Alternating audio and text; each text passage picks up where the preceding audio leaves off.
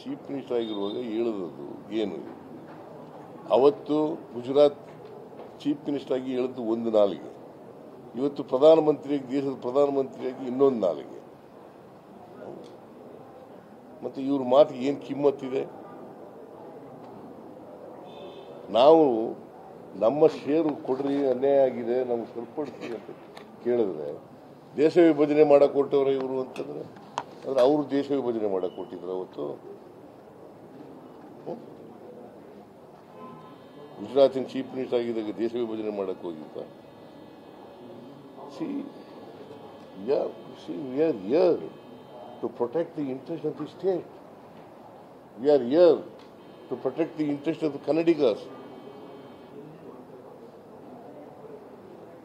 ಪ್ರತಿ ವರ್ಷ 4,030 ಲಕ್ಷ ಕೋಟಿ, 4,30,000 ಕೋಟಿ,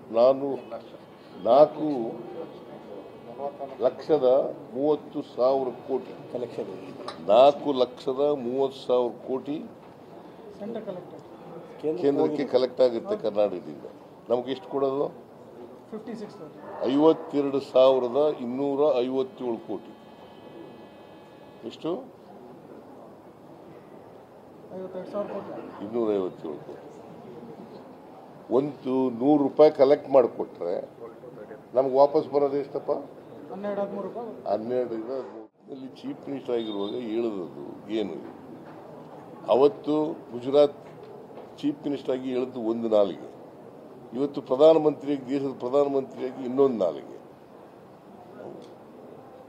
ಮತ್ತೆ ಇವ್ರ ಮಾತಿಗೆ ಏನು ಕಿಮ್ಮತ್ತಿದೆ? ನಾವು ನಮ್ಮ ಷೇರು ಕೊಡ್ರಿ, ಅನ್ಯಾಯ ಆಗಿದೆ, ನಮ್ಗೆ ಸರಿಪಡಿಸಿ ಅಂತ ಕೇಳಿದ್ರೆ ದೇಶ ವಿಭಜನೆ ಮಾಡಕ್ಕೆ ಕೊಟ್ಟವ್ರೆ ಇವರು ಅಂತಂದ್ರೆ, ಅಂದ್ರೆ ಅವರು ದೇಶ ವಿಭಜನೆ ಮಾಡಕ್ಕೆ ಕೊಟ್ಟಿದ್ರು ಅವತ್ತು. ಗುಜರಾತಿನ ಚೀಫ್ ಮಿನಿಸ್ಟರ್ ಆಗಿದ್ದಾಗ ದೇಶ ವಿಭಜನೆ ಮಾಡಕ್ಕೆ ಹೋಗಿದ್ದ. We are here to protect the interest of the state. We are here to protect the interest of the Kannadigas. ಪ್ರತಿ ವರ್ಷ 4,30,000 ಲಕ್ಷ ಕೋಟಿ,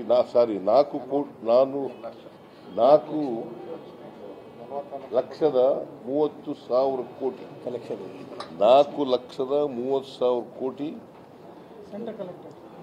ಕೇಂದ್ರಕ್ಕೆ ಕಲೆಕ್ಟ್ ಆಗುತ್ತೆ ಕರ್ನಾಟಕದಿಂದ. ನಮ್ಗೆ ಎಷ್ಟು ಕೊಡೋದು? 52,257 ಕೋಟಿ. ಎಷ್ಟು? 257 ಕೋಟಿ. ಒಂದು ₹100 ಕಲೆಕ್ಟ್ ಮಾಡಿಕೊಟ್ರೆ ನಮ್ಗೆ ವಾಪಸ್ ಬರೋದು ಎಷ್ಟಪ್ಪ? 12